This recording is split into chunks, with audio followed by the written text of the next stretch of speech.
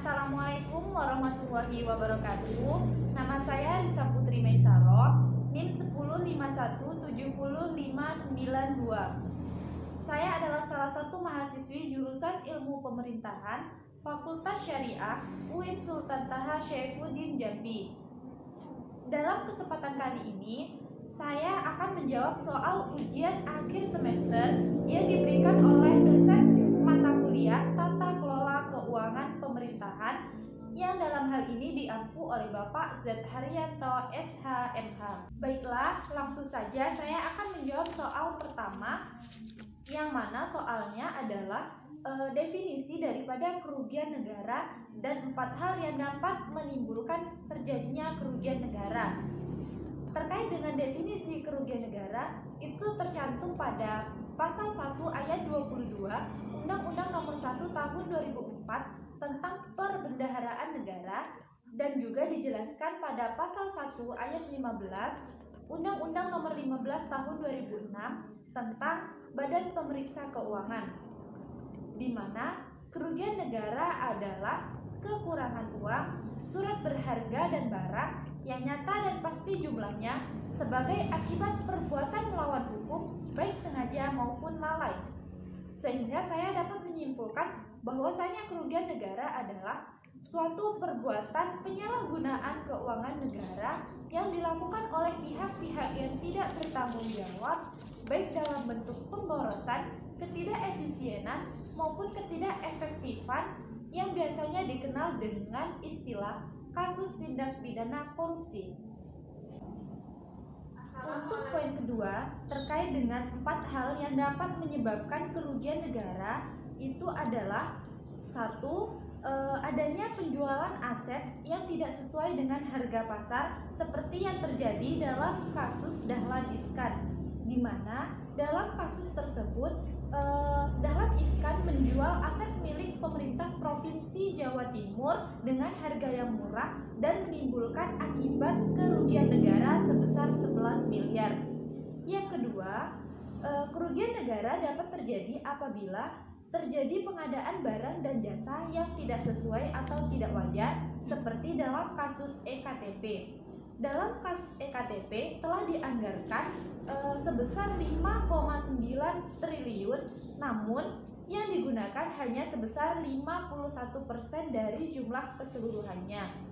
Yang ketiga adalah adanya kegiatan pemborosan seperti yang dilakukan oleh PT PLN yang menimbulkan akibat kerugian negara sebesar 198,69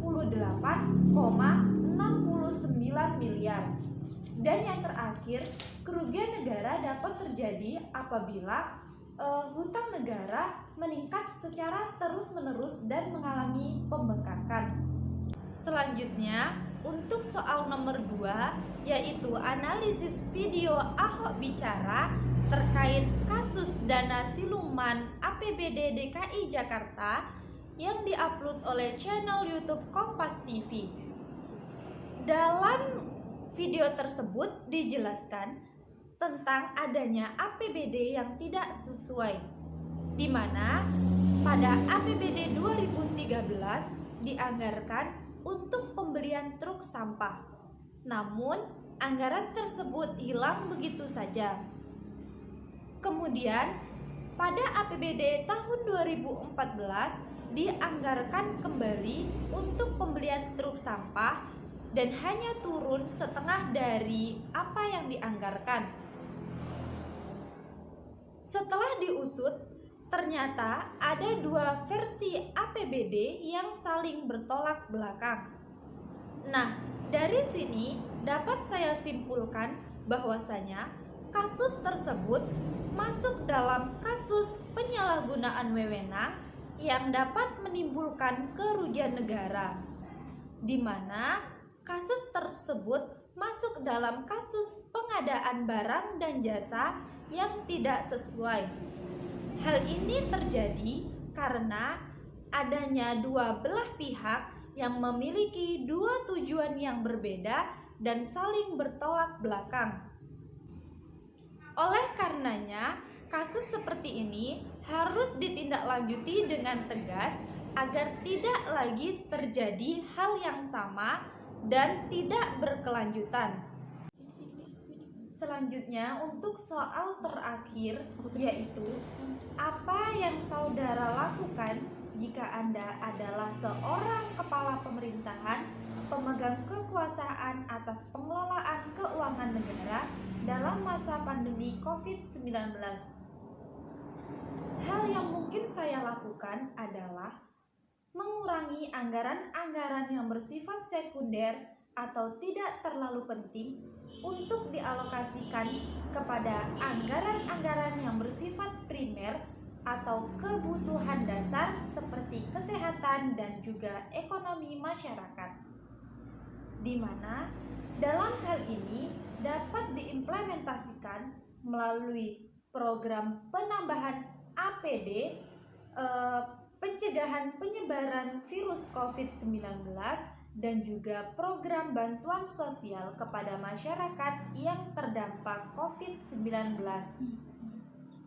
Karena dengan adanya pandemi ini, banyak masyarakat yang tidak dapat melakukan aktivitasnya dan mengalami permasalahan perekonomian, sehingga membutuhkan bantuan dari pemerintah untuk penanganan hal tersebut.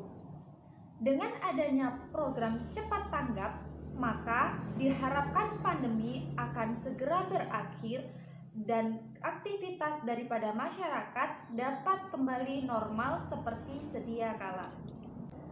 Sekian dari saya. Wassalamualaikum warahmatullahi wabarakatuh.